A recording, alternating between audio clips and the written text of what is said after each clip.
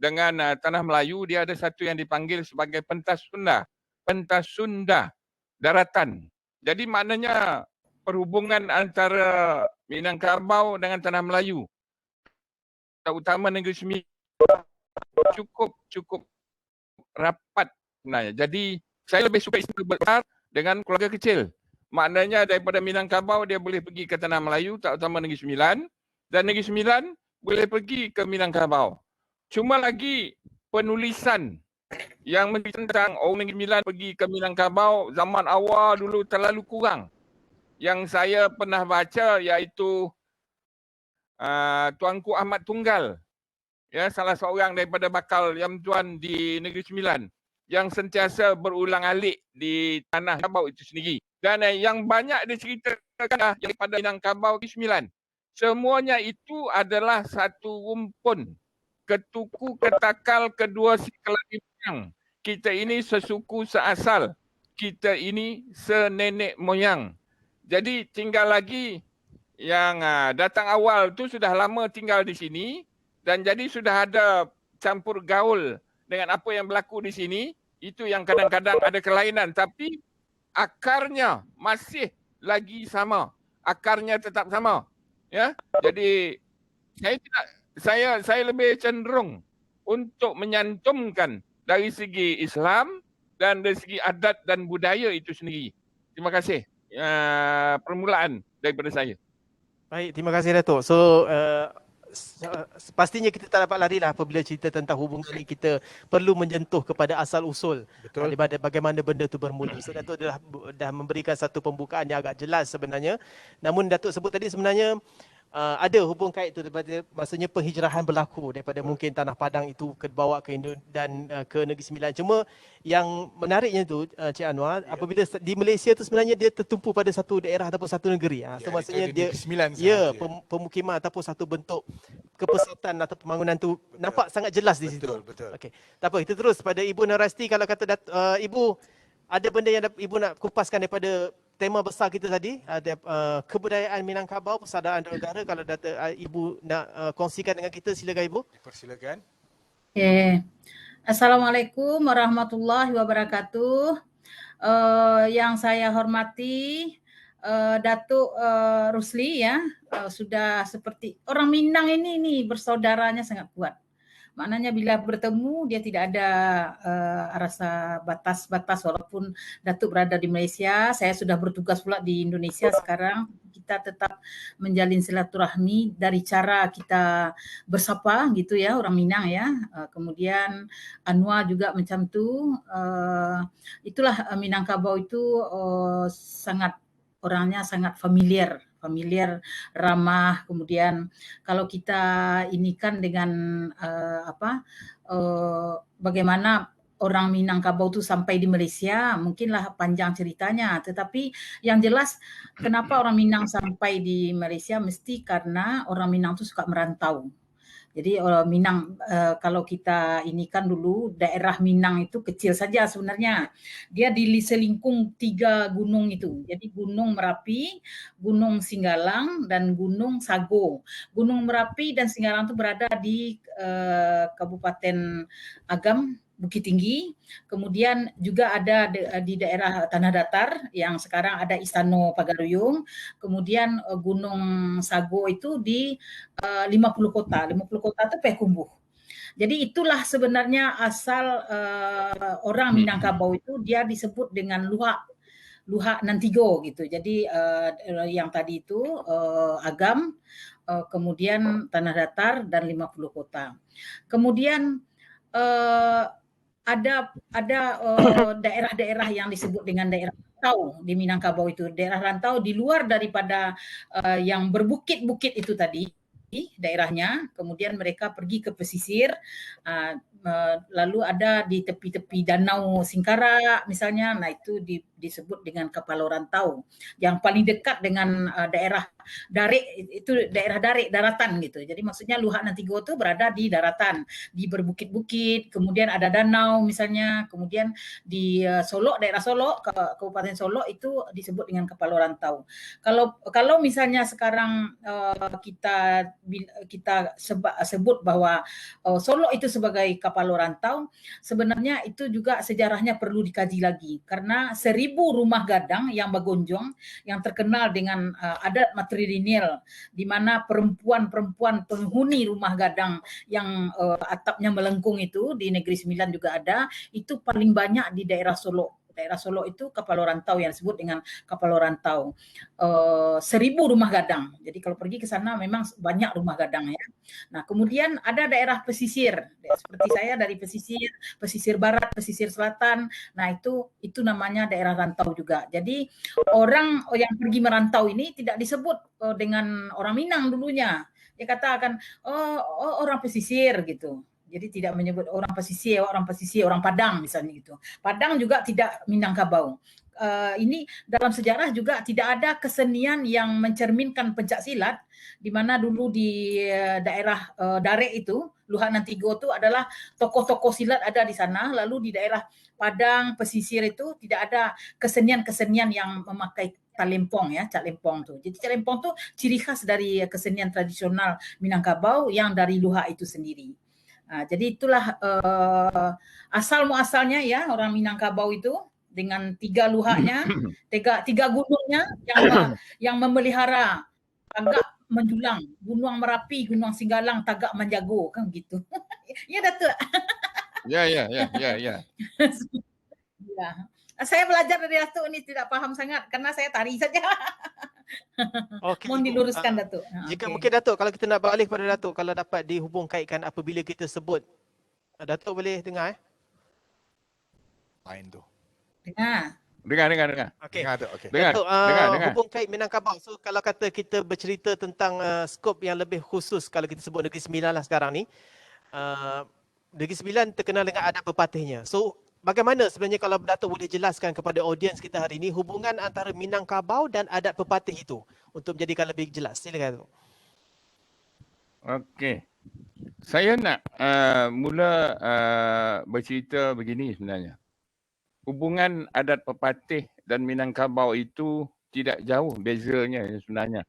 Tinggal lagi lain padang, lain belalang, lain lubuk, lain ikan, lain tompek, lain carawai. Itu saja yang sebenarnya. Dan kemudian kalau kita lihat tambu, saya suka baca tambu alam Minangkabau. Dan kemudian undang-undang adat Minangkabau. Saya kadang-kadang kalau saya tengah baca, saya tak peduli orang.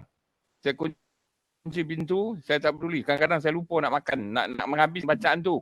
Dan peringkat permulaan adalah perkahwinan Iskandar Zulkarnain dengan Puteri Raja Rom. Ada tambu kata Puteri Raja Rom. Ada tambu kata Puteri Raja Ruhum katanya. Lepas tu dia lahir 3 orang anak. Maharaja Dipang, Maharaja Alif dan Maharaja Diraja.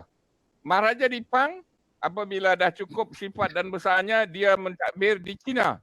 Maharaja Alif dia mentadbir di Rom. Maharaja Diraja mentadbir di Tanah Jawi iaitu di Sumatera lah. Dan kemudian apa Maharaja Diraja ya sampai waktu ketikanya pergi ke Tanah Jawi, kapalnya tersangkut di Gunung Merapi katanya, tersangkut di situ. Dan pada ketika itu pengiring-pengiringnya ramai. Antaranya ialah harimau campa katanya. Apa nama tu kambing hutan kalau tak silap saya. Lepas tu anjing muallim. Dan dia ada 5 itu antara yang saya ingatlah. Dan kelima-lima tu maka dia dah berjaya melepaskan kapal tu, maka dia berkahwin ya dengan anak-anak raja maharaja diraja. Bila dah berkahwin, maka ada yang pergi ke Tanah Datar, ada yang pergi ke Agam dan ada yang pergi ke 50 kota. Dan daripada 50 kota inilah yang bergerak ke Negeri Sembilan. Dia ada 9 suku kalau tak silap saya. Dia bergerak ke Negeri Sembilan yang Batu Hampa, Simalanggang kata Payakumbuh. Dia sampai ke Negeri Sembilan. Bila sampai ke Negeri Sembilan, maka ia berkomunikasi dengan tok-tok batin yang ada di Negeri Sembilan. Maka masing-masing menebus, maka dibukalah hutan. Akhirnya bila dibuka hutan, tanah itu adalah diwariskan kepada anak cucu cicit dan kemudian diwarisi kepada kita perempuan. Adat yang ada di Minangkabau itu dibawa ke situ dan kemudian disesuaikan dengan apa yang ada di Negeri Sembilan itu sendiri. Dan maka itu lahirlah anak menjadikan buah pak menjadikan lembaga menjadikan penghulu atau undang menjadi keda. Ini dasar-dasar ini ada di Minangkabau. Tapi dah ubah suai. Saya pernah berbincang dengan Profesor Suryadi, anak Minangkabau juga, yang jadi profesor di Universiti Leiden. Beliau bersetuju. Keretau medang di hulu, babuah babunga balon. Merantaulah bujang dahulu di kampung berguna balon. Orang Minangkabau ni, di Tanah Pangkal, dia merantau. Dia pergi ke Aceh, dia pergi ke Kampar, dia pergi ke Siak, dia pergi ke Jambi, dia pergi ke Balikpapan dan banyak tempat. Semuanya ini saya lihat melalui tambo. Ini hebatnya orang Minangkabau. Dia sudah menulis. Dia tidak lupa budayanya. Dan akhirnya ada sekumpulan itu terbang ke Negeri Sembilan. Dan ada juga terbang ke Kajang, di Selangor. Dan di tempat-tempat yang lain. Maknanya Minangkabau sudah pun membawa satu budaya tinggi yang dimulai daripada zaman kerajaan Damasraya, abad yang keempat. Abad yang ke-11, simbol Datuk Pepatih Sebatang, tahun 1100. Ini saya baca melalui tambo. Dia lain daripada Datuk Pepatih Nan Sebatang. Datuk Pepatih Nan Sebatang, abad ke-4 balai. Ini dia. Lepas itu, adat itulah yang dibawa oleh Datuk Pepatih itu. Satu yang saya nak khabarkan di sini, adat pepatih dan adat temenggung ini seiringan. Tinggal lagi pepatih, dia datang, dia berjenjang naik daripada bawah ke atas. Temenggung bertangga turun. Dia ini saling tupang menupang antara satu dengan yang lain. Adat pepatih dan temenggung cuma ada di Negeri Sembilan dan Naning Melaka. Tempat lain tidak ada. Tempat lain tidak ada. Jadi ini sudah dipersetujui oleh kajian Profesor daripada Jalani Harun daripada USM apabila dia mengkaji undang-undang Melayu. Dia kata adat pepatih, adat temenggung cuma ada di Negeri Sembilan dan Naning Melaka. Di negeri lain, Pahang, adat Melayu Pahang. Selangor, adat Melayu Selangor. Johor, adat Melayu Johor. Ini yang saya nak khabarkan pada hari ini ya sebenarnya. Kalau nak tahu di Negeri Sembilan mana dia adat temenggung, banyak di luar lingkungan sebab raja ada di situ. Kalau di Naning Melaka, ada datuk-datuk undang Naningnya dan ada keturunan raja di situ. Sekian, terima kasih.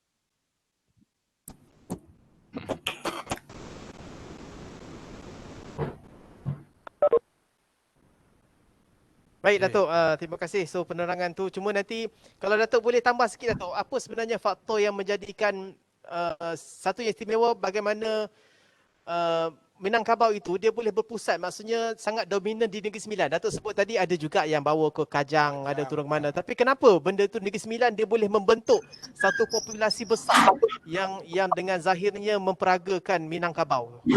Baik, satu populasi yang besar.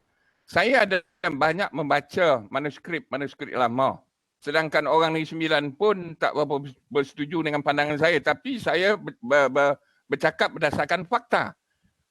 Orang asli pun, Tok Batin pun katanya, mereka pun ada juga pergi ke Tanah Minang. Kalau saya dah lupa tempat tu. Temuan ke? Saya dah lupa dah tempat tu. Dia berdekatan dengan Kampar. Ada ulang alik sebab masa tu dataran ada ulang alik. Hubungan persaudaraan tu ada. Jadi maknanya kelompok-kelompok persamaan itu sudah ada sejak awal lagi. Dan kelompok Minangkabau sudah ramai. Lagi sudah ada. Abang-abang sudah ada di Negeri Sembilan. Tinggal lagi tidak diprogramkan secara tersusun. Program secara tersusun apabila Datuk Pepatih datang. Kali pertama Datuk Pepatih Sebatang datang, dia merajuk dengan Datuk Temanggung. Dia merajuk. Lepas tu dah selesai, dia balik ke Tanah Minang. Lepas tu dia datang balik. Dia menyusun pentadbiran. Bermula di Tanah Naning. Daripada Naning dia turun ke Johor. Turun ke Luar Ulumua. Turun ke Jempol. Dan ada separuh pergi ke Pahang. Bila pergi ke Pahang, dia lihat di Pahang tanahnya dah banyak dah macam-macam. Saudaranya yang ada di Jempol mengajak balik. Terutama suku Seri Lemak. Ya, suku Seri Lemak. Bila dia datang balik ke Jempol, dinamakan suku Seri Lemak. Jadi itu antara ceritanya. Yang tidak mahu dia pergi ke Kajang. Dia pergi ke Mancin. Dia pergi ke tempat lain. Tetapi yang pergi ke Negeri Sembilan ini dia mengikut raja. Mengikut rajanya. Apabila raja ada di situ, maka ada rakyat di situ. Dan orang asal di Negeri Sembilan pun baik-baik belaka. Sanggup menerima. Sebab ada persamaan di situ ya sebenarnya. Sebab Negeri Sembilan ini adalah satu tanah yang agak unik. 9 daerah. 9 negeri yang ada di dalamnya. Termasuk satu ketika dulu Naning dan Kelang termasuk Ulu Pahang ketika itu. Ya, terima kasih. Ya, okey Datuk. Balik kepada Ibu, nanti tadi Ibu ada sebut tentang bangsa Minang ni, dia adalah macam suku yang mengembara, macam berhijrah. Kalau kata dalam pengetahuan Ibu sendiri, ada tak sebenarnya selain daripada Negeri Sembilan, kalau kita rujuk secara khusus selain daripada Padang itu, ataupun Tanah Minang yang besarnya, ada tak lagi direkodkan di mana-mana bahagian di dunia ini ada populasi sebenarnya secara besar Minang ni? Okey. Ya, kalau dilihat orang Minang ni memang ya merantau tu yang menjadi karena dia kreatif ya, artinya dia ingin berkembang gitu, ingin berkembang lalu dia pergi merantau. Nah, tapi yang di Indonesia tu sebenarnya kan sama. Kalau di Negeri Sembilan tu orang jelas ini orang Negeri Sembilan kan jelas, artinya orang Minang Negeri Sembilan. Kalau di Indonesia tu juga orang Minang tu merupakan orang tu kalau memandang selain dari Jawa ya orang Minang tu bisa dipertimbangkan lah dalam negara Indonesia. Contohnya yang memproklamasikan Indonesia tu kan juga orang Minang bersama dengan Soekarno, Muhammad Atta kan. Jadi itu. Jadi di setiap di Indonesia sajalah karena etnik di Indonesia tu sangat banyak. Jadi istilahnya tu masuk ke suatu daerah itu juga tidak mudah. Artinya kita misalnya saya orang Minang mengajar di Medan, mengajar di Jawa itu satu hal yang luar biasa juga kalau misalnya dapat seperti itu. Sama juga dengan pergi ke Malaysia gitu. Orang luar yang mengajar ke dalam. Seperti itulah etnik-etnik yang ada di Indonesia. Jadi oleh karena itu, tapi kalau misalnya kita sekolah di mana-mana, kita pergi dulu saya di Jogja itu sekolah kan, itu Persatuan Minang tuh besar sekali. Jadi dia menamakannya Persatuan Baringin Sumatera Barat. Jadi Baringin Sumatera Barat, ada yang menyebut organisasinya Minang Sayo misalnya gitu. Karena sampai di sana itu dia sudah menjadi yang pertama itu kan orang Minang tuh kalau karena mudah dia bersosialisasi dengan masyarakat lain itu karena dia kan memasak, rumah makan itu kan menjadi kalau di mana-mana itu kan rumah makan Padang tuh ada. Jadi kalau di Padang ini nggak ada rumah makan Padang. Tapi kalau pergi ke Jogja, ke Bali atau kemana-mana, ke Medan itu mesti rumah makan Padang. Dan orang Malaysia kalau pergi ke berwisata ke Bali, nah itu juga akan Bu, nanti makannya di rumah makan Padang ya, rumah makan Minang karena alhamdulillah itu dijamin halalnya. Nah, jadi saya mengetahui juga ada teman di Australia ada keponakan bapak ini sekolah ke Australia, sampai di sana dia tidak disuruh balik lagi. Karena persatuan orang Minang itu di sana tuh sangat kuat. Jadi katanya di apa tuh Perth itu boleh dikuasai oleh orang Minang katanya. Dosen-dosennya juga banyak orang Minang. Jadi dia tidak bisa lagi untuk kamu di sini saja. Jadi orang Minang tuh yang persatuan, rasa kesatuannya kalau menyebut bahasa Minang tuh sedikit saja. Istilahnya ini minta maaf, orang Minang ini karena merantau jadi dia banyak perangainya. Banyak perangai itu dalam arti macam-macam lah. Ada yang tukang rampok lah segala macam itu mesti ada lah. Kalau kita ke Jakarta naik bis kota, kalau misalnya kita bahasa Minang aja sedikit, tangan orang perampok itu sudah sampai di tas, di bag kita, itu ditarik lagi karena kita sialo kok misalnya ada bahasa Minang aja sedikit dia sudah dusana awak kironyo. Jadi itulah orang Minang itu. Semua kalau ada tahu bahasa Minang aja, kalau belanja buah, kalau apa-apa, kita dengan suami, kok sila Bali ya, misalnya gitu. Langsung orang yang berniaganya, kalau kita tidak di Minangkabau, dia akan bilang, kalau misalnya harga RM30, dia akan potong, udah ibu ambil RM20 ya. Seperti itu. Jadi macam itulah orang Minang tuh memang keratau madang dulu kata Datuk tadi, di rumah belum berguna jadi pergi merantau gitu. Merantau tuh menjadi satu karena daerahnya tuh penghasil sawah. Jadi tentu dia tidak bisa lagi menghidupi sawah. Apalagi rumah gadang itu dihidupi oleh nenek mama. Jadi mama di Minangkabau, uncle ya, saudara-saudara ibu di Minangkabau itu yang laki-laki dia akan menghidupi rumah ibu kita. Jadi kalau ibu kita ada punya pemilih-pemilih laki-laki, sawah semuanya dibawa ke rumah gadang yang terletak di Rangkiang. Ada rumah gadang kecil yang terletak di halaman rumah yang 2 itu kan. Jadi itu kehidupan seperti itu yang orang itu tentu tidak mencukupi lagi, istilahnya sawah sudah tidak mencukupi. Kemudian sawah-sawah sudah dijadikan perumahan, tentu ingin menempuh pendidikan yang tinggi misalnya. Jadi kalau sekolah-sekolah memang di bandar, di Kota Padang misalnya kan, jadilah dia merantau. Tidak puas lagi di Kota Padang, dia merantau ke Jawa. Setelah kemerdekaan, sebelum kemerdekaan kan banyak, makanya banyak menteri-menteri dulu yang Haji Agus Salim, banyak orang Minang, Emir Salim, banyak orang-orang Minang yang memang di negara Indonesia ini dia menjadi penguasa, menjadi menteri, menjadi wakil presiden gitu, seperti itu. Jadi itulah bagaimana di Surabaya juga. Kalau kita pergi ke Jawa, di Surabaya, di Bali juga Persatuan Minang. Kita kalau pergi ke kan jarak jauh ya, dekat dari Padang ke KL tuh lebih dekat daripada ke Jogja. Kalau ke Jogja tuh dari Padang itu 3,5 jam tuh pesawat. Betul. Ke Bali itu hampir 4 jam dari Padang.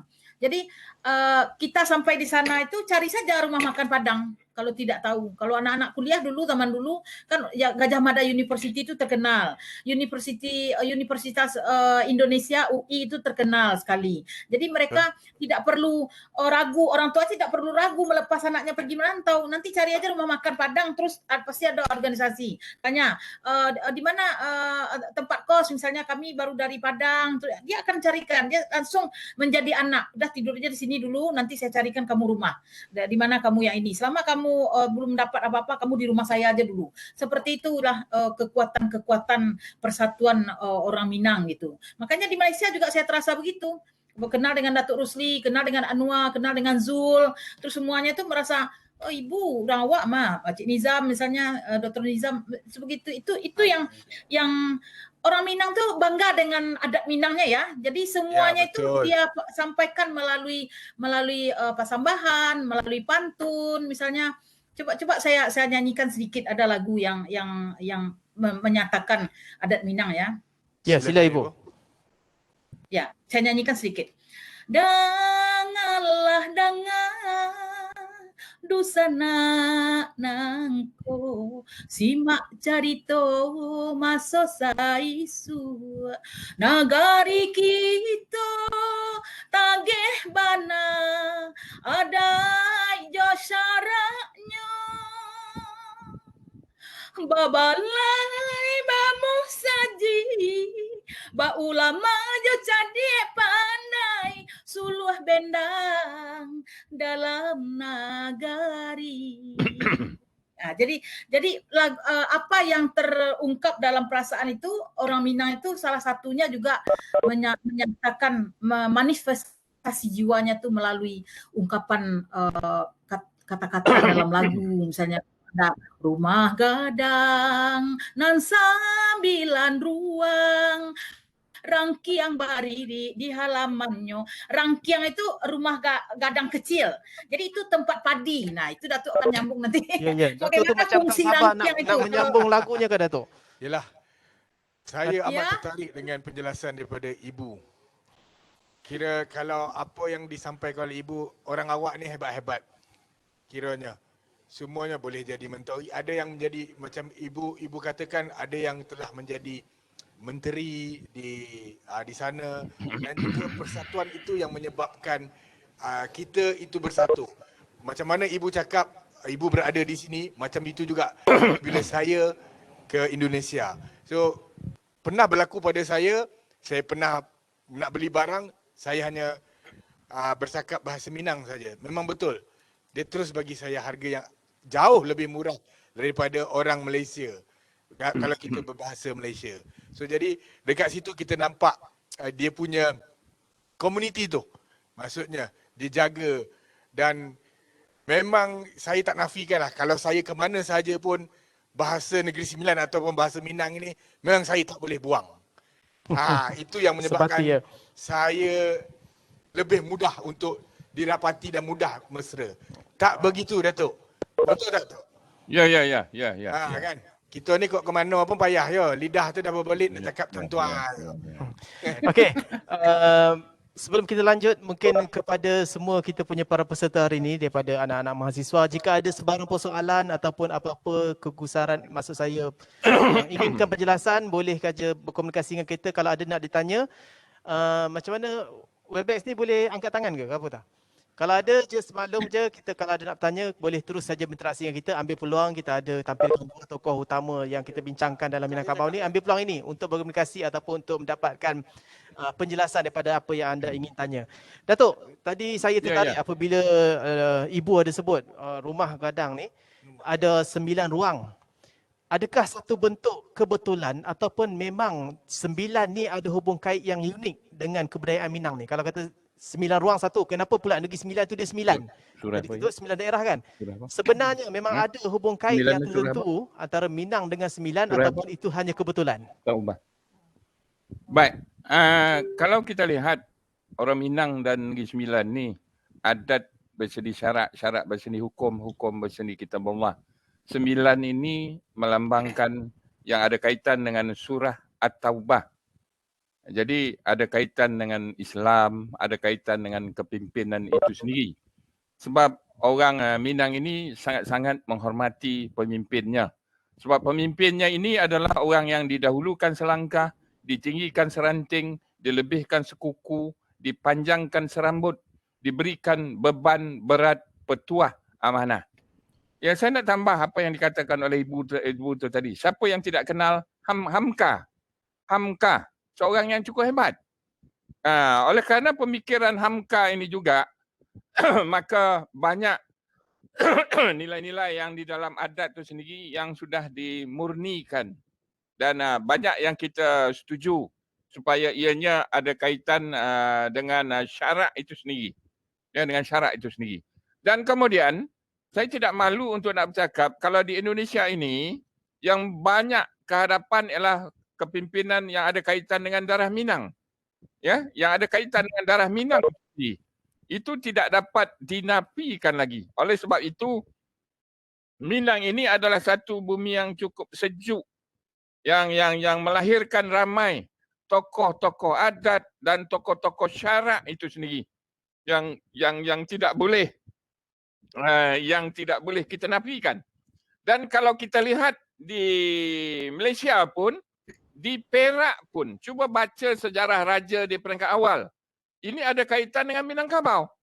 Ya, dan di sana saya ada menemui manuskrip adat Minangkabau purba 55 halaman yang banyak menceritakan tentang hukum hakam yang dibawa daripada Minangkabau itu sendiri. Tinggal lagi ianya tidak distrukturkan seperti di Negeri Sembilan. Kemudian kalau kita lihat di Johor paling ramai orang-orang Minangkabau sehingga di Muar ada satu tempat dinamakan Seri Menanti. Hasil daripada kejayaan pentadbiran Raja Melewah pada ketika itu. Ya, di Pahang ramai keturunan-keturunan Minang ini. Ya, dan kita tidak boleh nafikan daripada Minang ini kebanyakannya datangnya ulama-ulama daripada Yaman pada ketika itu. Datang ke tanah Minangkabau, berkahwin dengan orang Minangkabau. Orang Minangkabau ini penuh dengan adabnya. Biar mati anak, jangan mati adabnya. Saya kali pertama datang ke Minangkabau, balik ke Semenanjung balik, saya teringat layanan nasi saya disenduk, gulai saya disenduk. Saya teringat sebenarnya. Saya pergi ke Batipoh. Ke Batipoh, dia Temenggung pun tidak, Pepatih pun tidak. Jadi di situ dia lain sedikit, tapi adatnya masih lagi sama. Ya, adatnya masih lagi sama. Ini yang sangat-sangat menarik sebab orang Minang ini biasanya adat tak lapuk dek hujan, tak lokang dek paneh, tak kuning dek kunyit, tak lemak dek santan, kata. Kok dibasuh berabi air, kok dikikih berabi bosi, kok panjang dikorek, kok pendek disambung, kok bocor ditampar, kok tirih dibatukan. Jadi sama saja yang sebenarnya. Dan saya pernah berkata bahawa Minangkabau sekarang dengan Negeri Sembilan tidak ada batas kerana politik. Ya, hubungannya masih lagi akrab kerana adat dan kerana keislamannya itu sendiri. Terima kasih. Okey, baik Dato'. Panjang tu kalau di ini kan. So, kepada para peserta sekali lagi, jika ada sebarang maklum-maklum pertanyaan, boleh aja chat kat situ. Kita dah tengok tadi, mungkin pasal gemar tu nanti kita cuba tengoklah, mungkin efek dekat sini je kot, tidak ambil kesan yang besar. Ibu, saya tertarik. Tadi kalau kata Ibu boleh tolong senaraikan, maksud kita kalau kata dilihat daripada kebudayaan Minangkabau ni dia agak luas dan mencakupi pelbagai. Contohnya kalau tadi sebut pasal Cak Lempong mungkin muzik, terkait muzik. Jika kalau kata disebutkan dari segi busana, pakaian, kain pun saya rasa ada tenun-tenunnya yang memang Minangkabau ini. Dan dari segi seni bina juga saya rasa memang sangat jelas, ya, kita boleh tengok satu bentuk image, makanan apatah lagi. Cuma kalau sebelum, yang pertama kalau Ibu boleh kongsikan dengan kita, persamaan ini ataupun jenis-jenis, contohnya kalau Ibu boleh senaraikan kalau kata apa tu, alat muzik, contohnya apa alat muziknya yang ada, maksudnya di antara yang masih berada di Minang dan juga di Malaysia mungkin persamaan itu. Dan yang satu minta Ibu tolong jelaskan sini, saya nampak satu bentuk perlambangan ya, ataupun hubung kait besar. Minangkabau ni ada perkaitannya dengan kerbau. Dari segi architecture, maksudnya apa tu, seni binanya tu. Sebenarnya apakah hubung kait? So mungkin ada berkait juga dengan Ibu kata tadi pekerjaan seharian, mungkin Minang ini banyak yang orang bertani, bersawah kan. Tapi bagaimana benda tu boleh sehingga diangkat bentuk kesenian itu, replikasi daripada kerbau itu dalam seni bina? Boleh Ibu terangkan? Okey. Kalau apa simbol daripada bagaimana arsitektur ya, memang arsitekturnya seperti tanduk kerbau, kemudian apa kostum, pakaian adat dengan tekuluk yang di atas kepala itu ya, seperti di flyer itu kan saya sengaja berfoto untuk seperti itu supaya terasa bahwa saya orang Minang di sana tuh terindu-rindu pulang kampung kan, seperti itu. Saya pakailah pakaian adat Minang dengan takuluk tanduk ya, namanya takuluk tanduk. Betul itu. Jadi tanduk itu kan ya tanduk kerbau awalnya gitu. Sebenarnya itu cerita kalau saya tahu ya, saya sepanjang pengetahuan saya kenapa dia memakai simbol-simbol kerbau itu. Jadi di Minang itu dulu kan kenapa bernama Minangkabau itu adalah cerita-cerita rakyat yang berkembang itu Manangkabau. Kan itu, Manangkabau.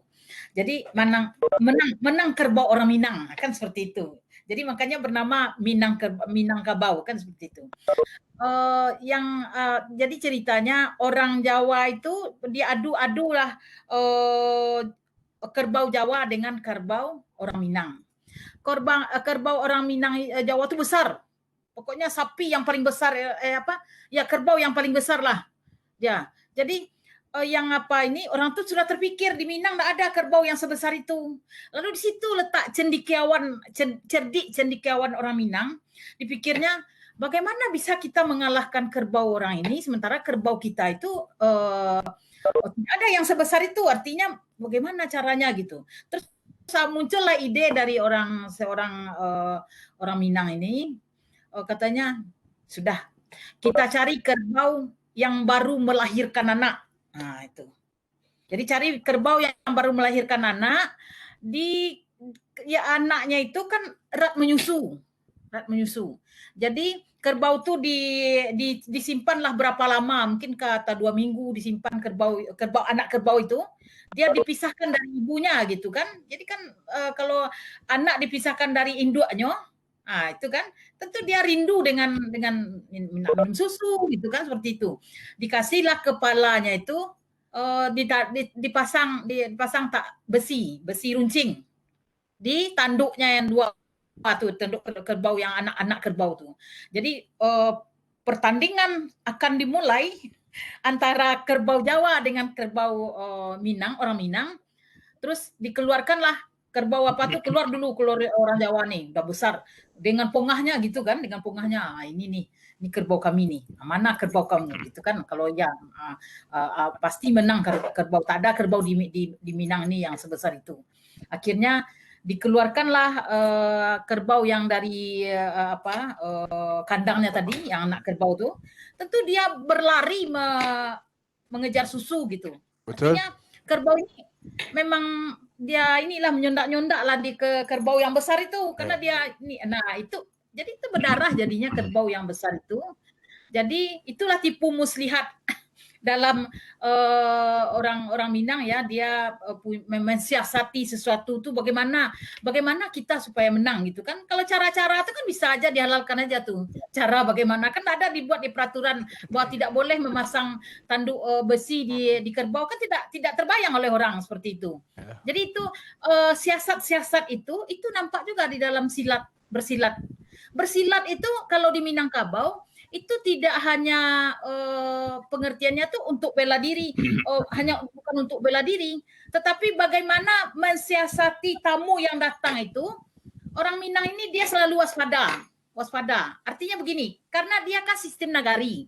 Jadi nagari A, nagari B, nagari Taluk Raya, nagari Batu Ampah tadi, nagari mana tuh antar negeri itu dia punya pemuda-pemuda tangguh untuk bela negeri. Nah, itu sampai ke situ ya. Artinya kenapa tadi muncul ide dari orang tuh memasang itu karena cendekiawan orang Minang itu. Jadi kalau dia bisa menipu, istilahnya alun ta kile alah takalam. Datuk tahu tuh, saya tak tahu betul yang masalah hal itu ya, tapi itu istilahnya. Kalau orang tuh datang dia sudah tahu. Kan makanya Silek Galombang itu, ada tari gelombang yang menyambut tamu itu dulu dari Silek. Jadi dia tuh saling beradu. Beradu bukan beradu fisikal sebenarnya.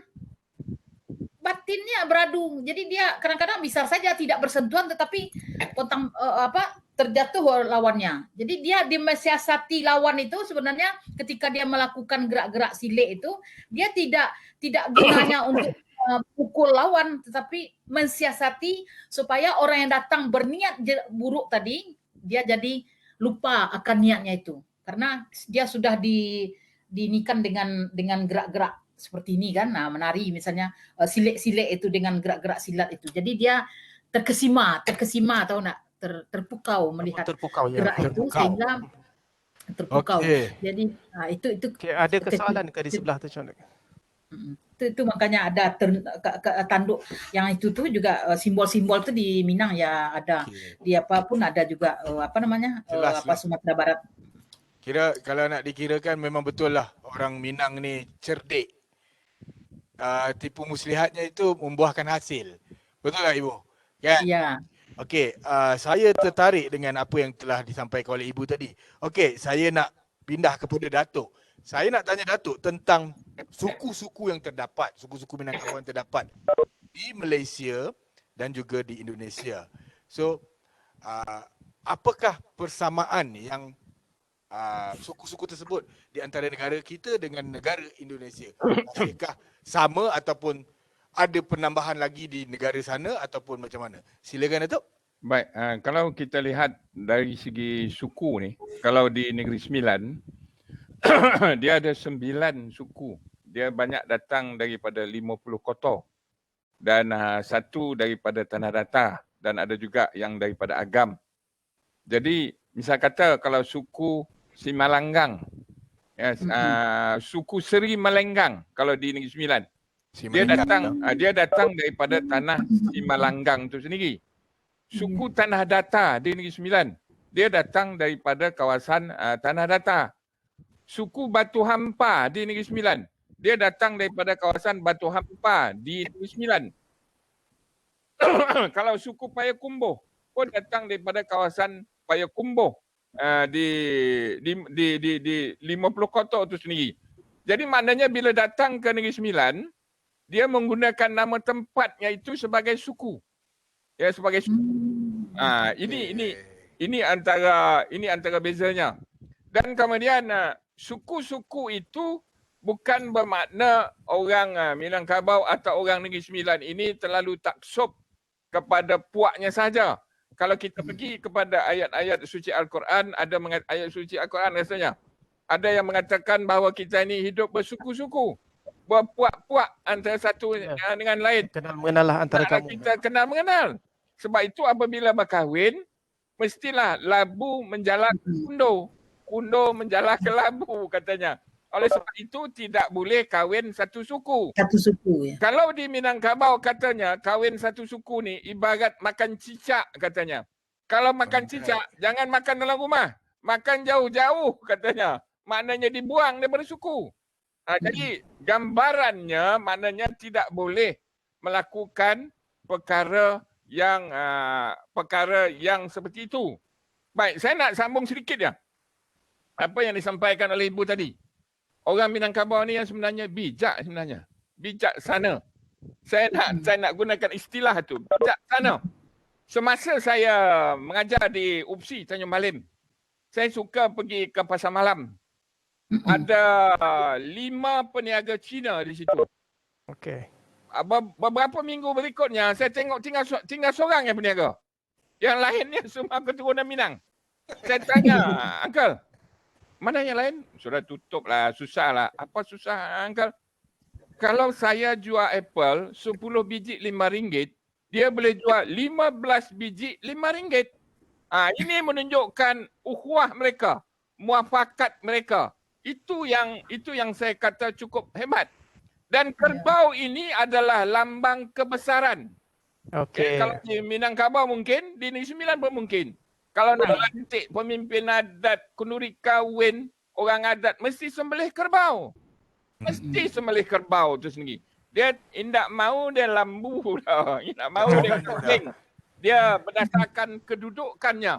Ya, berdasarkan kedudukannya. Dan kemudian satu lagi yang tutup di kepala tu. Yang orang sini kata telepuk. Kalau di Jelebu dia kata tengkolok. Tengkolok. Ada orang Negeri Sembilan kata ini asal Negeri Sembilan. Yang sebenarnya bukan. Bila saya buat kajian, ada seorang datuk daripada 50 kota kata, Datuk Tumbi namanya, datuk kata, ini di 50 kota ada ni Tengkuluk Kopong namanya. Tengkuluk Kopong namanya. Jadi maknanya semuanya sama. Satu pangkas dulu. Sama, satu darah. Persaudaraan. Kenapa pula kita nak kata lain? Tinggal lagi dah lama duduk Negeri Sembilan. Ada pengaruh tu pengaruh ni. Dia lain lah sedikit. Tapi akarnya, umbinya masih lagi sama. Terima kasih. Okey, terima kasih Datuk. Ibu, mungkin ni ada satu persoalan daripada rakan-rakan peserta kita, mahasiswa kita. Daripada Muhammad Adha Abdul Jalil, soalannya mungkin saya tujukan kepada Ibu lebih sesuai. Dia tanya, benarkah di tanah Minangkabau, orang-orang pujangga, sastrawan dan para ahli falsafah, penyair dan sebagainya telah digelar sebagai Sultan Muda? Sini, betul tak? Ada ke Ibu? Benar ke? Sultan Muda. Ya. Dia lebih pada Sultan Muda tu. Ya kan? Sultan Mudo. Oh, Sultan Mudo. Kan ada maksudnya apa lagu Datuk? jadi Ibu. Kalau Datuk boleh Saya kongsikan. pikir tadi. Ada apa ibunya? Kan adanya lagu tu Ibu. Ya, Sultan Mudo, Sultan Mudo. Apa Ya. tu? Ibu maksudnya apa? Cuba Anak terangkan. Mungkin urang. mahasiswa yang lain nak faham. Nyanyi sikit Bu, nyanyi sikit. Anak urang tanja andale Tuhan si Sultan Mudo barana ampe si Sultan Mudo. Apa maksud Ya, Ibu Sultan Sultan Mudo itu? tuh, tapi Sultan Mudo tuh orang kaya kalau di Minang. Pada umumnya yang bergelar Sultan itu kayo. Sultan kayo. Kayo dan bijak yang sebenarnya. Memang betul. Iya. Seorang yang pintar, sastrawan, betul? Okay. Baik. Okey, maksudnya Sultan Muda tu orang kaya, kalau kita bahasa Malaysia ni Datuk macam orang kaya baru lah maksudnya. Tapi kalau di sana dia bijak. Bijak, okey. Bijak. Sedia kawan lah tu kira Cendekia. Cuba Datuk, okey. Kalau daripada Muhammad Adha juga, ini mungkin saya tujukan kepada Datuk. Dia kata soalan dia, siapakah Megat Terawis Ibni Megat Terawan, kerabat Pagaruyung? Adakah Megat Terawis Ibni Megat Terawan ini kerabat Pagaruyung? Dan apakah peranan dia di negeri Perak? Baik, peranannya besar sebenarnya. Dialah yang mencorakkan di peringkat awal.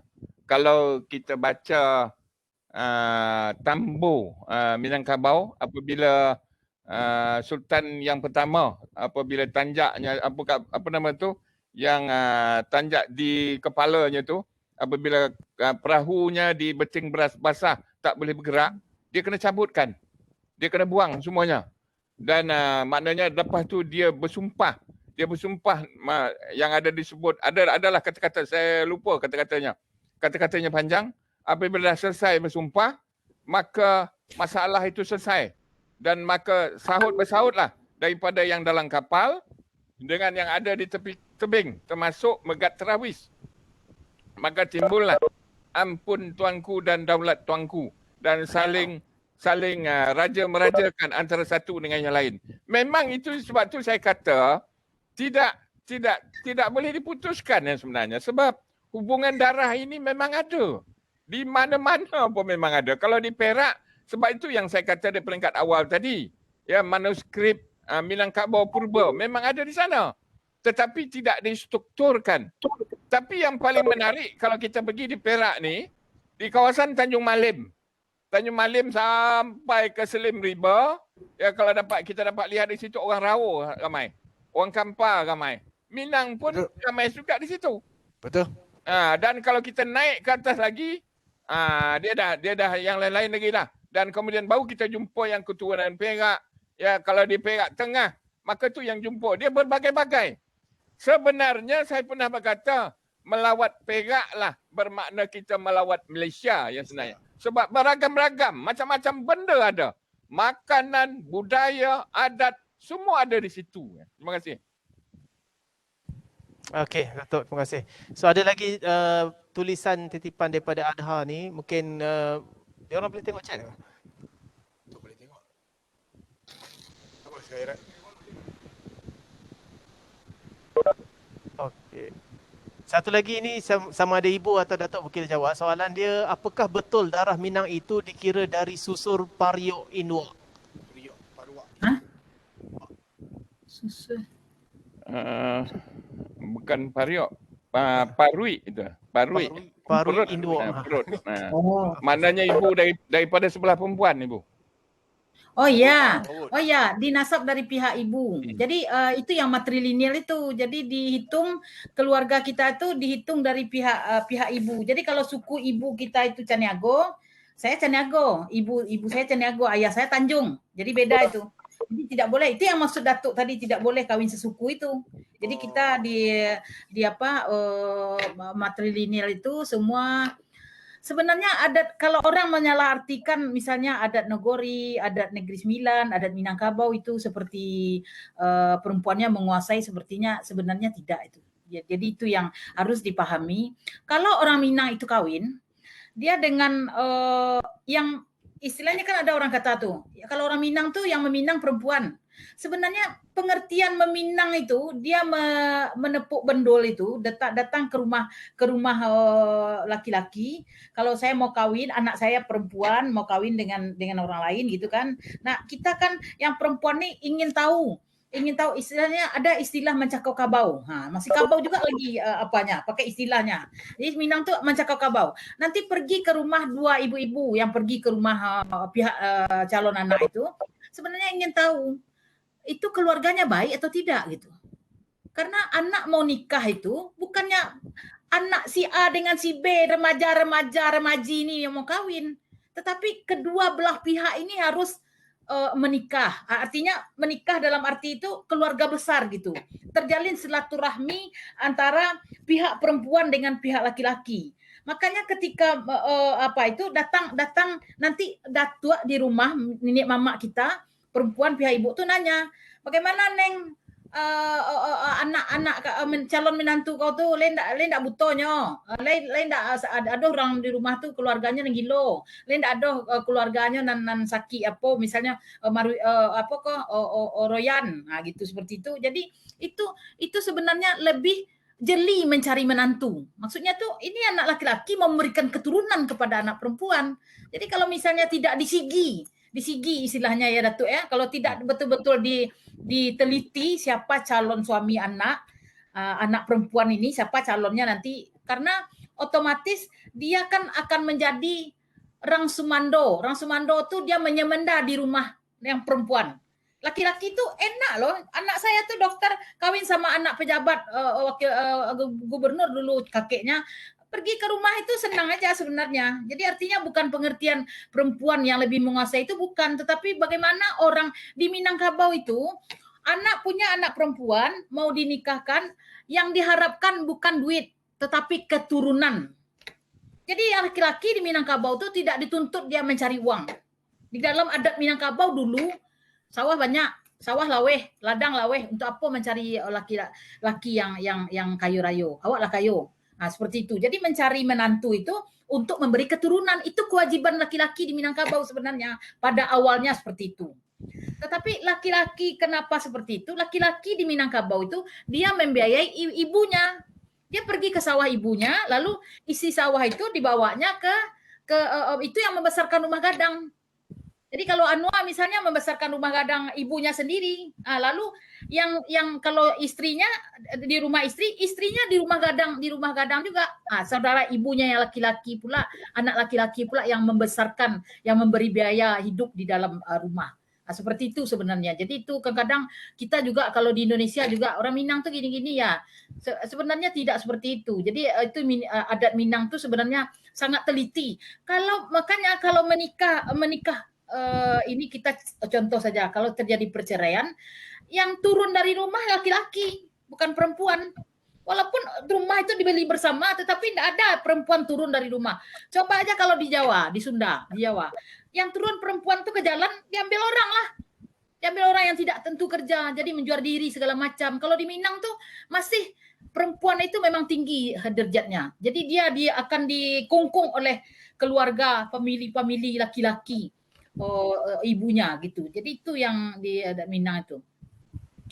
Yang menjaga kehormatan wanita ya. Ya. Kemudian kenapa perempuan itu dapat harta di Minangkabau? Karena dia yang memelihara di rumah gadang pusaka tuh. Jadi dia tidak akan beranjak dari rumah. Kalau laki-laki yang menguasai itu tentu nanti dibawa ke rumah istrinya gitu. Jadi bukan berarti laki-laki itu tidak ada pencarian, tapi yang rumahnya itu sendiri pada adatnya dulu itu dibesarkan. Tapi kalau sekarang beda lah. Kalau sekarang memang suami yang membiayai rumah tangga gitu kan. Tapi kalaupun tidak, ini ketangguhan perempuan Minang ya. Kalaupun laki-laki tidak bekerja, perempuannya itu bisa juga menghidupi dan bisa juga hidup berjaya dalam rumah. Karena di Minangkabau itu kalau anaknya berhasil, yang ditanya orang, siapa dulu ibunya, bukan bapaknya.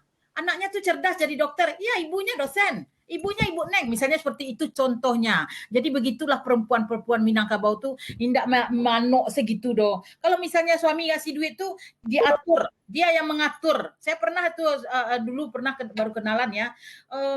katanya sama yang orang Indonesia yang kerja di Malaysia tuh bilang ini karena menurut Islam kan, katanya kau kalau ngasih duit sama istri kau tuh 1 bulan cukupnya RM250.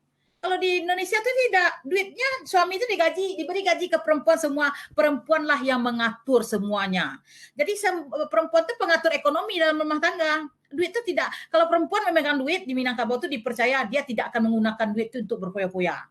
Tetapi dia akan menggunakan duit itu semestinya. Malah tidak terbayang oleh suaminya nanti istrinya itu beli mobil lagi bang, ini duit ada. Nah, dari kalau dulu bareh ganggam. Beras itu kalau mau masak diambil diletak di dalam kaleng tahu apa kaleng itu Datuk, tempat biskut tuh lah contohnya, terus dimasuk nanti sudah dijual. Nah itu hak milik sendiri dalam rumah gadang.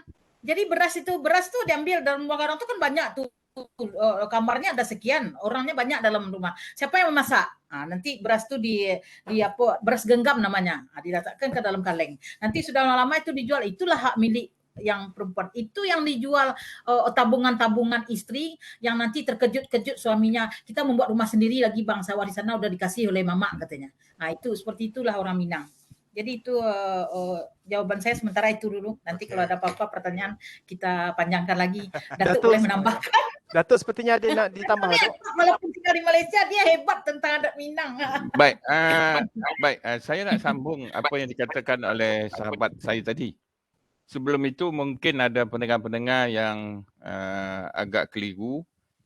A tu A. A tu A. Pada satu lagi B, kalau tak silap tadi B. Jadi kena faham lah benda tu. Ya. WA tu WhatsApp saya. Okay. Jadi tuan-tuan dan perempuan, saya nak cerita secara halusnya ya sebenarnya. Apabila orang Sumando kahwin dengan perempuan di satu-satu tempat. Kalau macam saya hari itu, apabila isteri saya yang pertama meninggal, 9 bulan lepas tu saya berkahwin baru dengan suku Tanah Datar. Bila saya kahwin dengan suku Tanah Datar, saya suku Simalanggang, Seri Melenggang. Ya, bila saya berkahwin saya memang mengikut adat betul. Ya, walaupun perkahwinan kali yang kedua, ikut adat betul. Apabila berkahwin, maknanya dia ada bertunang tu, ada majlis bertunang sekali. Betul kata Ibu Neresti tadi, dia teliti. Ya, sebab itu dalam kata-kata adat ada yang dikatakan ya kepada hari nan sehari ini, maka kami nak tengok yang calon ni kok cacat cida sawan gila katanya. Cacat cida sawan gila di luar janji katanya. Ada di Pahalusi kata-kata itu. Memang menarik. Orang luar dia takut kata-kata tu. Yang sebenarnya bukan ada apa pun. Ini seni berbahasa. Seni sastra keturunan Minang itu sendiri. Dan kemudian kalau kita bila dah kahwin tu, bila saya dah ijab kabul apa semua, ketua suku di sebelah isteri dia akan bangun ataupun duduk. Ada satu adat yang dipanggil adat unjuk beri. Unjuk beri untuk dapat lesen. Orang Semenda ni kena dapat lesen. Jadi dia akan sebut pada hari yang sehari ini Datuk Rosli dah menikah di telapak kita, di tempat kita. Maka pertama-tamanya kita nak memberi gelar. Beri gelar dulu. Sebab tu orang Minang, ni 9, gelaran ni penting. Dia tak kenal Muhammad Rosli, dia kenal gelaran. Itu yang Sultan Mudo lah, apalah. Raja Bagindo lah. Dia gelaran. Sebab untuk mengangkat darjat orang Sumando tu. Okey, Datuk, gelaran Datuk apa? Tu tak payah saya sebut lah. Datuk kami tak kenal. Saya tak tahu gelaran Datuk. Gelaran Datuk dah. Baik, lepas tu maka ketua adat itu akan menyebut pada dah ada gelaran itu ni, maka pada hari ini diberi rumah nan berkotak tangga. Rumah yang sebuah tu. Atap nan selayar, lantai nan sebilah, kampung nan sesudut, sawah nan selepak, anak buah nan sepederetan katanya. Berpeliharalah katanya. Yang ada ni jangan dihabiskan katanya. Ditukuk tambah katanya. Jadi maknanya orang Semenda tu dibagi amanah. Amanah berat tu. Memang berat. Maka dialah yang menjaga tanah tu. Kalau kenduri kahwin ke apakah, orang Semenda itu berkuasa. Orang Semenda tu yang akan mencari kerbau, mengadakan Ya, ya betul. dan macam-macam lagi yang sebenarnya. Jadi oleh sebab itu, orang dan kemudian kalau berlaku kematian yang laki-laki suaminya meninggal, ya, apabila meninggal maka dia akan duduklah di tanah tu. Kalau bercerai ada dipanggil sebagai ada adatnya yang sebenarnya. Ada adatnya berbincang antara pihak lelaki dengan pihak perempuan. Dia akan berbincang. Harta bawaan lelaki itu bawa balik. Kereta emas ke apa ke bawa balik. Harta carian bagi. Dapatan tinggal. Itu yang kata ibu tadi yang rumah tu. Rumah, tanah dia tak boleh ambil. Ya, lepas tu suarang. Adat tu namanya adat bersuarang. Suarang beragih. Ya, maknanya ada disebut. Jadi harta-harta tu akan dibagi kepada isterinya, akan dibagi kepada anak-anaknya. Ini hebatnya adat Minangkabau tu. Laki-laki yang bermaruah dia tidak akan ambil semuanya. Ada amanah-amanahnya, dia akan bagi kepada bekas isterinya, anaknya. Dan kemudian dapatan tinggal tadi, kalau rumah tu sudah dibaiki 500,000. Ya. 500,000. Maka dia akan berbincang berapa peratus yang patut dibagi kepada lelaki ini.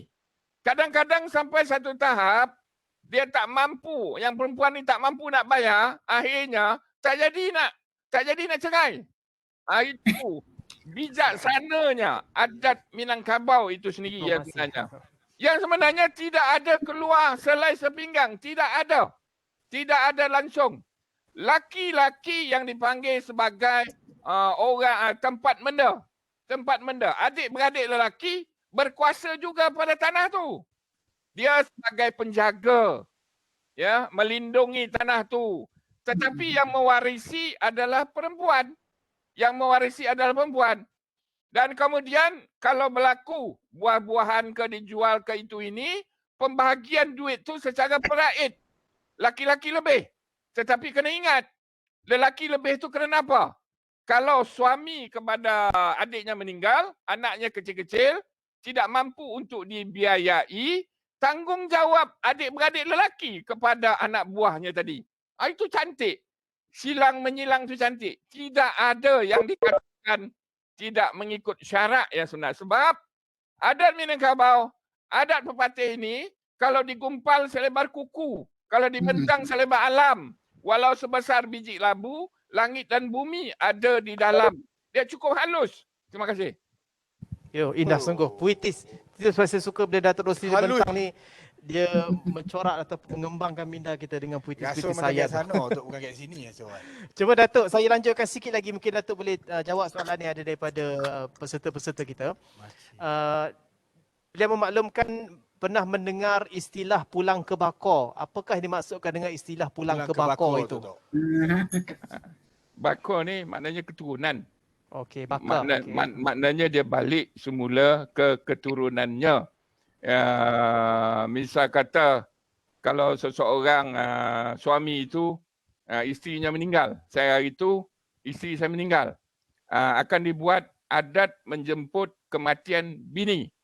Saya suku Simalanggang, adik-beradik lelaki saya, abang saya menjemput saya, bawa balik ke tanah pusaka saya, ke bakor, ke tempat keturunan saya. Maknanya sebab itu orang Negeri Sembilan dan orang Minangkabau ini memang memperjuangkan maruah. Rumah mesti ada, tanah mesti ada. Sebab tu kata ibu tadi, keturunan itu sangat penting ya sebenarnya. Ya, kalau kita tidak ada keturunan, maknanya maruah tak ada ya sebenarnya. Terima kasih. Okey, baik. Ibu, tadi ibu ada sebut tentang antara Minang dan Padang ni sebenarnya berbeza. So kalau kita tengok konteks yang lebih umum ataupun ringan sedikit, kalau mungkin kita boleh bincang ataupun kongsikan di sini dengan para peserta. Yang paling biasalah kalau bagi orang kat Malaysia ni, Minang dengan Padang ni macam ibu sebut tadi, rumah makan. So memang kami sangat familiar lah dengan sebut makan ni. Adakah sebarang perbezaan yang menceritakan pun ataupun menunjukkan nilai-nilai perbezaan antara makanan Minang dan makanan Padang ni? Sipinya ke Bu? Okay. Apa ciri-cirinya yang membezakan sangat? Oh, sebenarnya yang orang Minang itu kan seperti yang Ibu ceritakan tadi, artinya orang yang berasal dari Luhak Nantigo, Gunung Seedaran, Gunung Merapi, salingkaran Gunung Singgalang gitu kan, yang daerah Bukit Tinggi, daerah dataran datar, daerah Payakumbuh, nah itu kan itu yang dulu itu yang Minangkabau. Jadi yang kota Padang ini, Padang ini kan provinsi Sumatera Barat ya, ibu negeri ibu kotanya itu Padang. Jadi Padang ini sekitar kota Padang, tetapi yang lebih dikenal orang itu karena di Indonesia tuh menghilangkan suku etnik ya. Artinya supaya tidak terlalu menonjol etnik-etnik gitu, kan menjadikan nasional. Jadi setahu saya sejak saya kuliah, kata-kata Minangkabau itu tidak begitu diinikan orang Padang. Kalau Padang tuh karena ibu kota Sumatera Barat. Jadi karena yang di Sumatera Barat ini ada juga yang orang seperti Mentawai. Mentawai itu di Pulau Mentawai itu kehidupan orang yang non Muslim gitu. Jadi itu masuk ke daerah Sumatera Barat. Tetapi ibu kotanya Padang, tentu dia kalau dia pergi ke Jakarta, ke Medan atau kemana, dari mana? Dari Padang. Tapi dia tidak orang Minang. Dia tidak suku Minangkabau, dia orang Mentawai, Sikere. Nah, itu yang sebenarnya kenapa karena politik tidak boleh menonjolkan etnik gitu loh. Tidak boleh menonjolkan orang Minang. Dulu itu kan memang seperti itu. Artinya saya orang Minangkabau enggak bisa digitu-gitukan. Nah, orang Minang ini kan bagak berani gitu kan. Jadi untuk menyelaraskan dengan suku-suku lain berada di UI, UGM ketika dia merantau. Jadi dia tidak menyebut lagi Minangkabau di daerahnya sendiri karena ada juga orang yang tinggal di sini, ada penduduk-penduduk lain juga. Artinya seperti orang Cina tidak boleh kita nafikan, sebagian kota Padang ini Cina yang punya tanah. Jadi dia akan menyebut dirinya orang Padang tetapi dia tidak orang Minang. Jadi itu dia mungkin sama saja dia orang Negeri Sembilan tapi belum tentu dia orang Minang. Ya, tapi maksudnya maksud Ibu ciri makanan itu tidak ada perbezaan ya? Makanan kalau itu sebenarnya orang tuh lebih cenderung menyebut rumah makan Padang karena orang tahu tuh Padang tuh rendang segala macam itu. Yang Minang tuh kan nama etniknya, tetapi Padang itu nama ibu kota, tapi tidak berbeda. Masakan Padang ya masakan Minang itu yang sebenarnya. Sama lah, okay. Ya. Tunggu saya tambahkan sedikit yang tentang Datuk tadi, induk bako ya. Jadi saya kemarin tuh ketika anak saya mau kawin, supaya tahu anak saya tuh dengan bako. Bako itu kan saudara perempuan dari pihak ayah, keluarga ayah kita tuh itu bako namanya. Dan saya punya bako, saudara-saudara ayah itu semuanya bako. Mereka menyebut kita tuh anak pisang. Nah itu sejarahnya saya tidak tahu kenapa ada nama bako ke anak pisang, saya belum begitu mendalam ya. Tetapi taliannya itu saya coba rangkai dalam sebuah lagu ya. Induk bako dun sana ayah, batalian jo anak pisang kamari payah, induk bako suko disambah. Nah, jadi ada kata-kata yang lain tuh. Bulan baik di hari rayo, bawa kue manjalang bako, bawa kue ke rumah bako. Induk bako sang raso disambah, anak pisang sabana, ada kata dari kete inggo kadang dicalik jo kain panjang. Jadi bako itu keluarga ayah kita itu kalau di Minangkabau semenjak kecil itu anak dilihat oleh bako. Nah ketika itulah tanggung jawab pihak ayah di Islam itu, yang syara itu dia akan memberikan cincin kepada anak kita, memberikan semua peragik melahirkan. Jadi itu tanggung jawab daripada keluarga ayah kita, itu bukan ibunya saja, bukan seperti saya, Lutfi sudah nikah itu, setiap anaknya lahir mesti kami lihat ramai-ramai namanya itu manta minyak. Entah kenapa pula mentah minyak, mungkin Datuk tahu sedikit banyaknya. Mentah minyak namanya ketika melihat anak cucu saya itu bukan saya saja. Yang semua saudara saya di kampung yang bertalian sesuku dengan saya tuh pergi melihat serupa baralek seperti pesta pula di rumah menantu saya itu. Dia terkejut itu karena dia orang Jambi gitu kan, dia terkejut juga. Katanya, wah begitu ya Bunda. Terus cincin semua dikasih, sepray apa namanya? Sepray alas tempat tidurnya apa namanya? Tata apa? Ya itulah back cover itu semua itu dikasih. Sampai kalau anak kawin itu dikasih kabau yang tadi itu kata Datuk tadi. Kalau mampu keluarga ayahnya, saya masih ingat dulu ketika kakak saya yang pertama kawin itu diagih kabau oleh bako, oleh saudara-saudara perempuan ayah saya. Dia iuran itu. Jadi kalau saya beradik kakak ada 8 orang, itulah bako kepada anak cucu saya yang laki-laki. Jadi anak laki-laki karena dia kan tinggal di rumah istrinya. Maksudnya sebelum punya rumah kan dia di rumah istrinya. Jadi kita akan ke sana melihat bersama-sama. Nah, kuburan kalau meninggal ayah itu kuburannya harus di tanah keluarga ibunya, tidak boleh di keluarga kita. Karena apa? Taliannya adalah ketika anak itu melihat kuburan ayahnya, tacalik jualah famili ayah tadi, si bako tadi. Jadi terjalin lagi silaturahmi. Kalau misalnya kita pergi misalnya ke kuburan sambil lewat, teh kami pulang teh, makan dulu di rumah.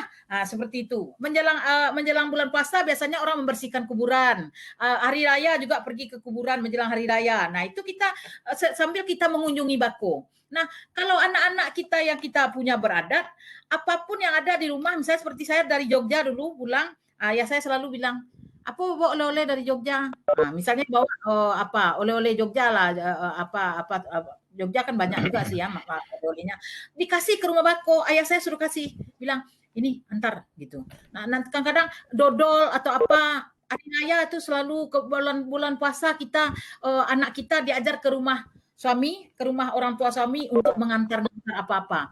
Kalau habis nikah itu ya, itu awal-awalnya nikah, 70 buah kue yang kita antar ke rumah bako tuh, karena satu kampung tuh famili ayah kita, famili suami. Jadi kita mengantar kue, jadi perkenalkan diri sebagai menantu itu memang berat juga sedikit ya di Minangkabau ya, mengantar kue sebanyak itu. Tapi tahu enggak, satu kue itu harganya 40.000, tetapi orang tuh kasih 100.000. 100.000 itu 30 ringgit. Padahal modalnya cuma 5 ringgit kue itu.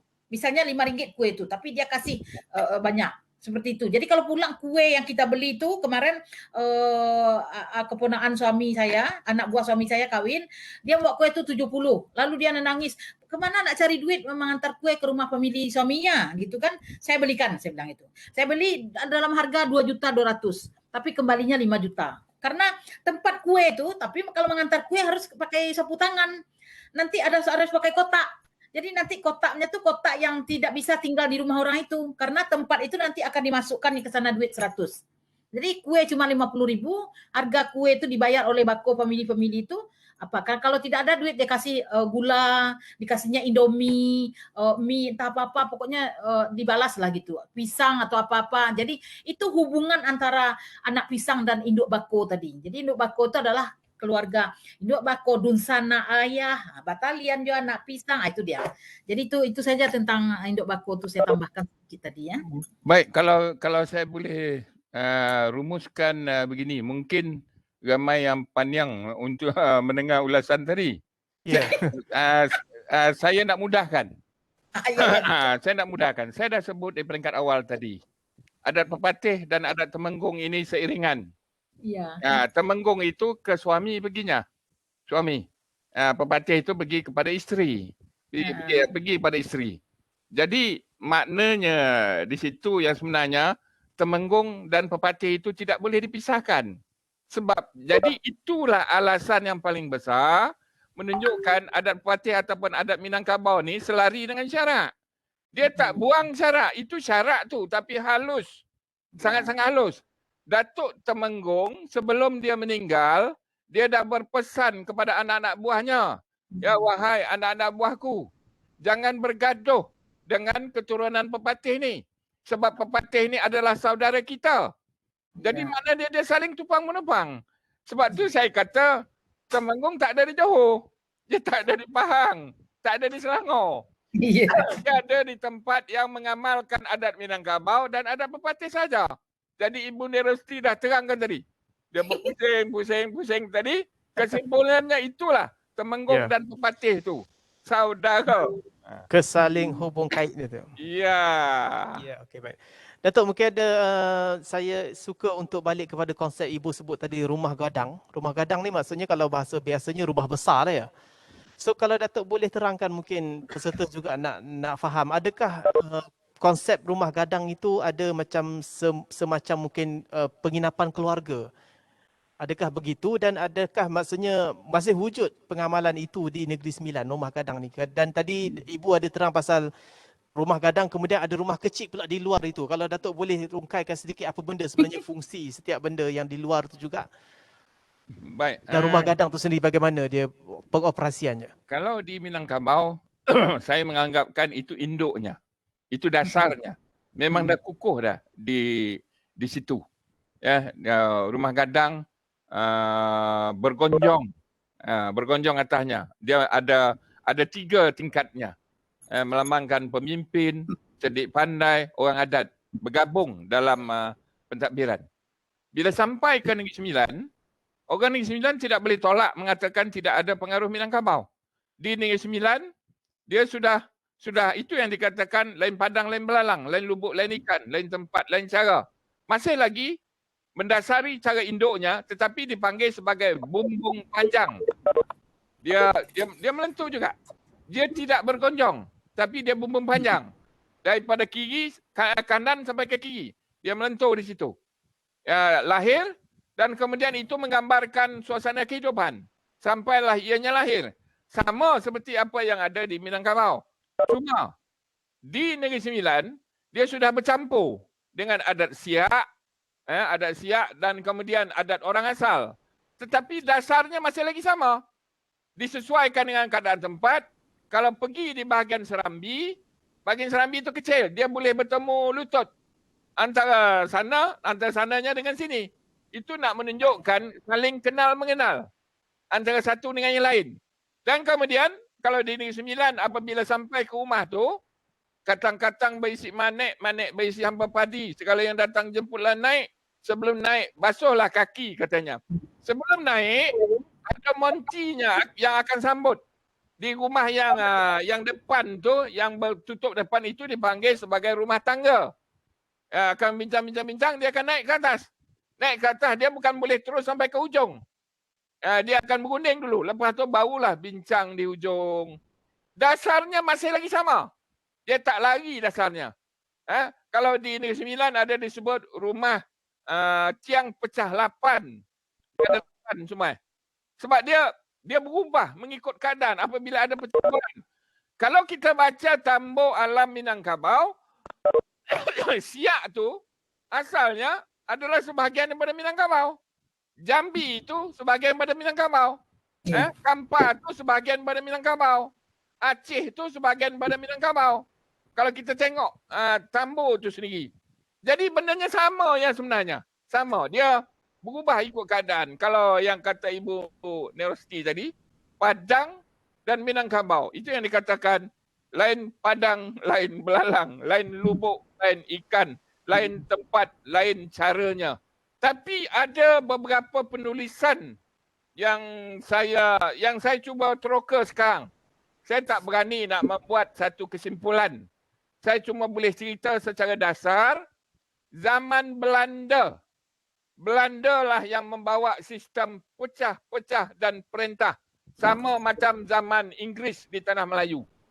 Walhal pada peringkat asal, semuanya itu dataran adalah saudara. Semuanya itu adalah Melayu, kata penulisan itu. Tetapi apabila Belanda datang, inilah satu tekniknya memecah-mecahkan keadaan itu. Itu tanggungjawab cerdik pandai untuk mengusul balik, untuk menyusun balik, untuk menulis balik. Sebab saya tetap berpegang bahawa kita pegang kepada Islam, kita pegang kepada adat kita. Itu yang paling mustahak. Terima kasih. Okey, baik. Satu lagi. Yang rumah di luar tu, kalau di Minangkabau orang Kiang katanya. Kalau di Negeri Sembilan dia kata rumah kopok nama. Istilah saja tapi benda sama. Iya. Dalam tu ada padi, ada Oh, pisang. simpan. Okey. Kalau saudara datang, dia akan pergi ke tempat tu, dia akan bagi. Ada bahagian masing-masing. Itu dia. Terima kasih. Baik. Jadi jika tak ada soalan daripada para peserta kita, mungkin kita hampir ke penghujung. Ibu, jika boleh dirumuskan sebenarnya daripada perbincangan kita hari ini, kebudayaan Minangkabau ialah kita dah menyentuh pelbagai aspek tadi, macam-macam kita dah pusing, Datuk kata tadi dah pening dah macam-macam dah. Kalau Datuk, Ibu boleh rumuskan sebenarnya kebudayaan Minangkabau, persaudaraan di mana sebenarnya tunjang ataupun kekuatan kebudayaan yang menunjangi hubungan di antara dua negara ni. Silakan, Ibu.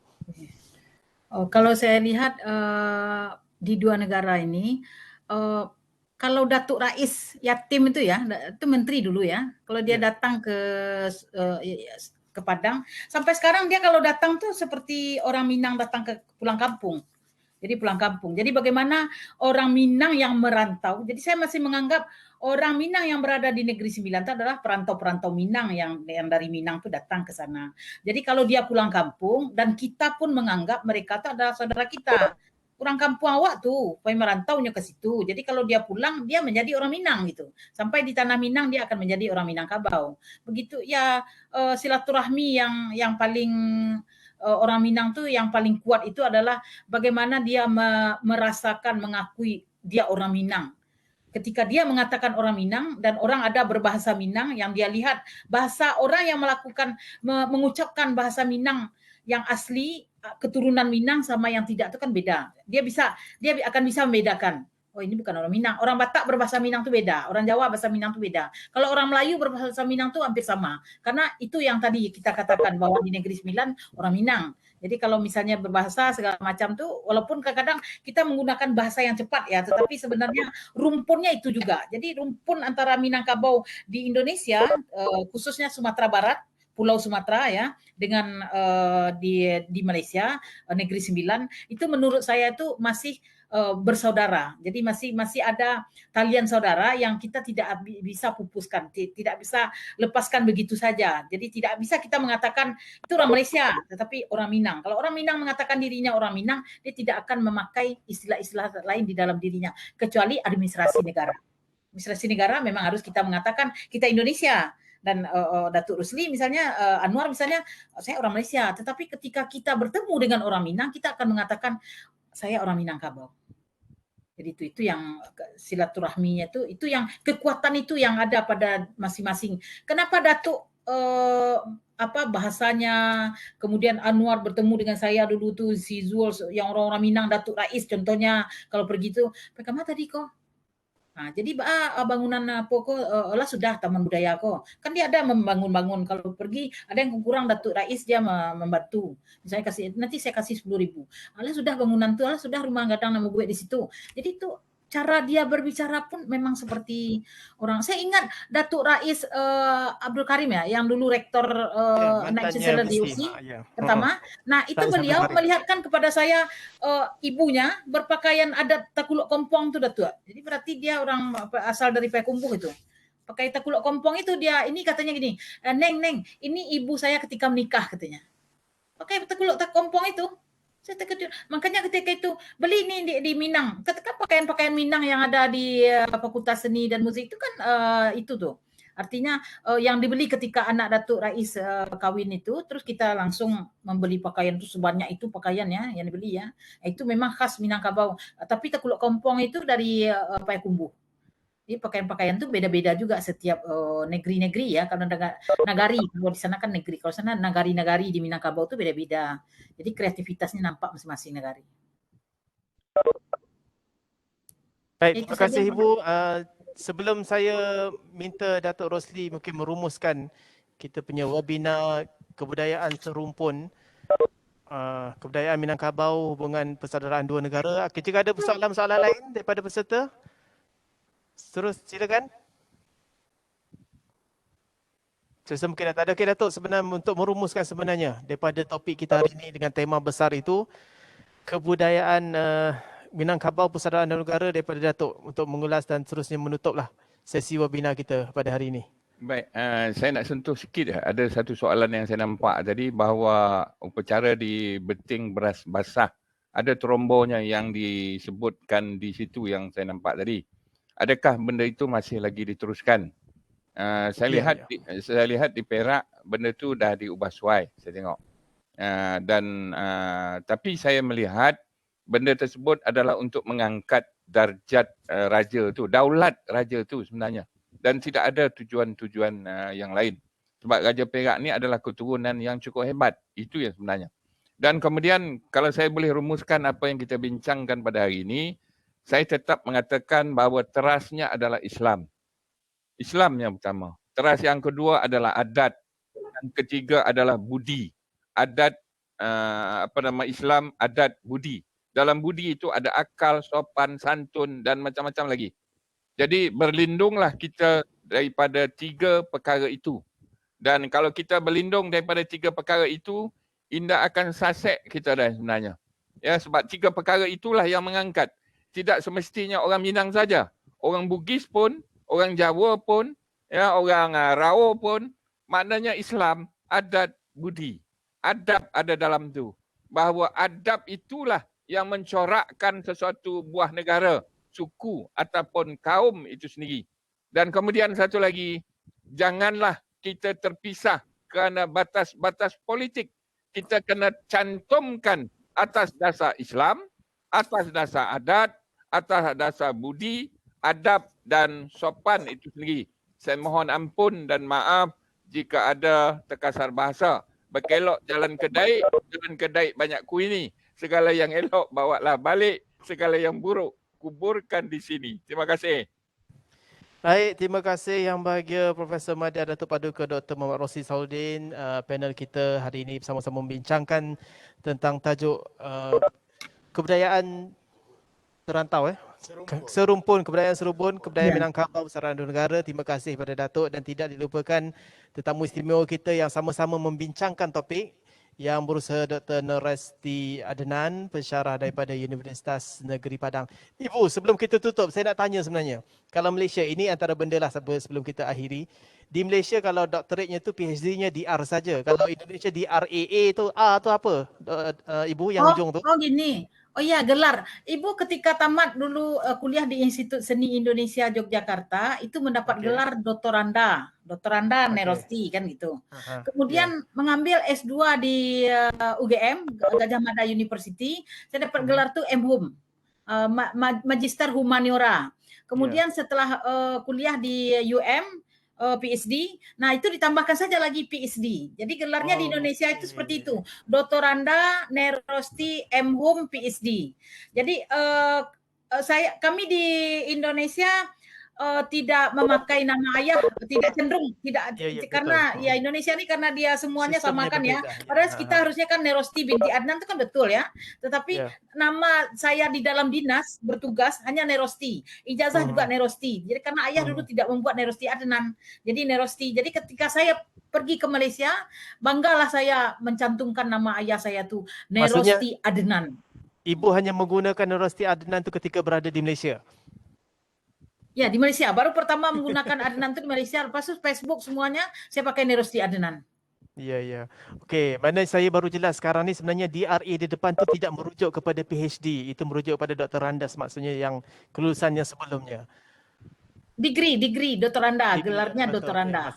Nerosti, MHum, PhD. Jadi gelar saya itu memang kalau untuk sijil nanti doktoranda, Nerosti, MHum, PhD. Itu gelarnya. Kalau enggak diiktiraf oleh negara untuk apa paham. Indikator kenaikan pangkat segala macam tu enggak diakui nanti kalau misalnya tidak pakai doktoranda, Nerosti, MHum, PhD. 3 gelar itu. So jelas, itu secara peribadilah penjelasan saya. So Cik Anwar, terima kasih. So sekali lagi kami daripada Pusat Budaya ingin merakamkan ucapan setinggi-tinggi penghargaan. Terima kasih kepada 2 ahli panel kita. So mungkin kepada para peserta boleh memberikan sebarang ekspresi yang ada dalam sistem ini sebagai tanda terima kasih kepada 2 panel.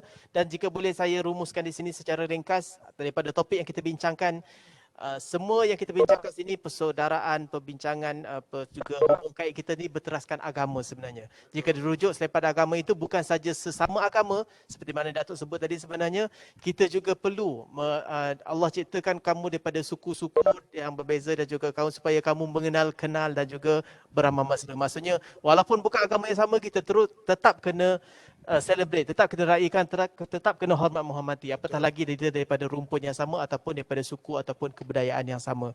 So terima kasih daripada kami sekali lagi kepada semua para peserta. Diharapkan sesi pada hari ini mendapat manfaat dan kami amat mengalu-alukan sebarang maklum balas daripada para peserta. Jika boleh bagi, jika apa juga maklumat ataupun ekspektasi anda untuk program-program yang akan datang, boleh terus saja ke laman-laman sosial yang ada di Pusat Kebudayaan untuk memberikan maklum balas agar kami dapat memberikan yang terbaik pada masa akan datang. Itu saja daripada kami. Sehingga di situ Ibu saja. minta terima kasih banyak-banyak ya. Terima kasih terima banyak-banyak. kasih Mohon sekali maaf lagi kalau ada tersilap kepada kata. Ibu. Datuk minta nombor handphonenya, WA-nya. Ya, turut saya ingin sampaikan salam daripada Pengarah Pusat Kebudayaan Dr. Muhammad Faisal, kepada Ibu Narasti dan juga kepada Datuk. So mungkin boleh masuk spray je sebenarnya. Salam ya untuk Dr. Faisal. Ya, ada ni tu Datuk kita Oh, di sana. handsome-nya. Ya Allah. Rindulah. Apa khabar Ibu? Apa khabar Datuk? Alhamdulillah. Baik.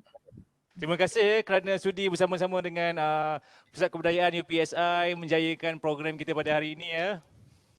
Ya. InsyaAllah mungkin nanti Doktor kita boleh memikirkan kolaborasi yang lain untuk berbincang aspek kebudayaan yang boleh kita buatlah sama-sama. Ya, Kita betul. mengajukan event-event lain yang mungkin boleh impact yang lain lah kepada kebudayaan. Mungkin hubungan bersifat hubungan dua hala juga antara negara. InsyaAllah kita akan teruskan insyaAllah hubungan ini supaya kita dapat menyemarakkan lagi nilai seni budaya warisan kita. Ya, Baik, terima kasih banyak kami. Assalamualaikum. Terima kasih. Terima Terima kasih Datuk. kasih banyak-banyak Tok, Ibu. Ya, sama-sama. Semua peserta juga terima kasih kepada kami atas sokongan anda menyertai program ini. Harap ia memberi manfaat. Sekian, wabillahi taufiq wa hidayah. Wassalamualaikum warahmatullahi taala wabarakatuh. Waalaikumsalam warahmatullahi wabarakatuh. Dadah semuanya. Bye-bye. Terima kasih Ibu. Nomor, ya siapa tuh? Anwar. Oh, ya apa kabar? Ya Bu. Alhamdulillah, ya. Terima kasih Datuk. Ayo datanglah ke Padang.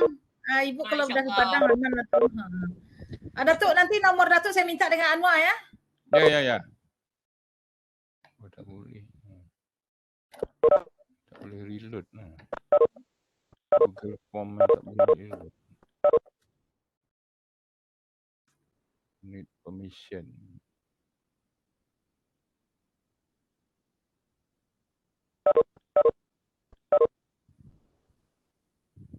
Terima kasih MK. Okay, terima kasih Encik Alim. Terima kasih semua. Terima kasih pada semua panel. Terima kasih Pusat Kebudayaan. Assalamualaikum. Waalaikumsalam. Macam mana?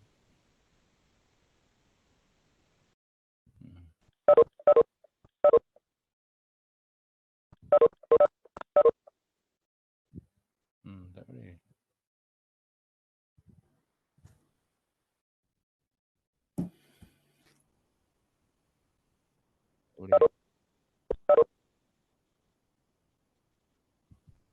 Pada para peserta jangan lupa ya isi link tu untuk kehadiran dan juga kita punya e-cert. Datuk nanti Anwar akan hubungi Datuk lah untuk urusan berikutnya. Sama juga Ibu, saya rasa tidak ada yang lain lagi, sudah selesai semuanya. Terima kasih Ibu kerana sudi berkolaborasi dengan kami. Ya, terima kasih banyak-banyak sudah menjemput Ibu ya. Ya, jika keadaan mengizinkan insyaAllah nanti kita boleh bertandang ke sana lah. Ya boleh, dialu-alukan datang ke habis COVID ni lah, COVID ni masih ada kan, tak boleh nak pergi mana-mana.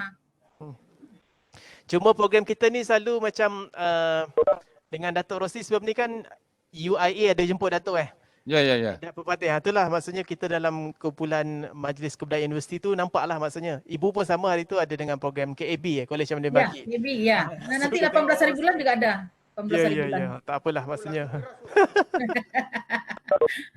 Okey, baik. Terima kasih. Okey, terima kasih ya.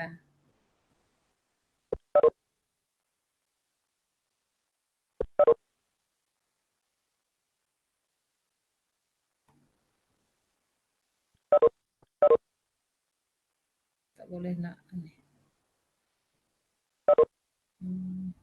Macam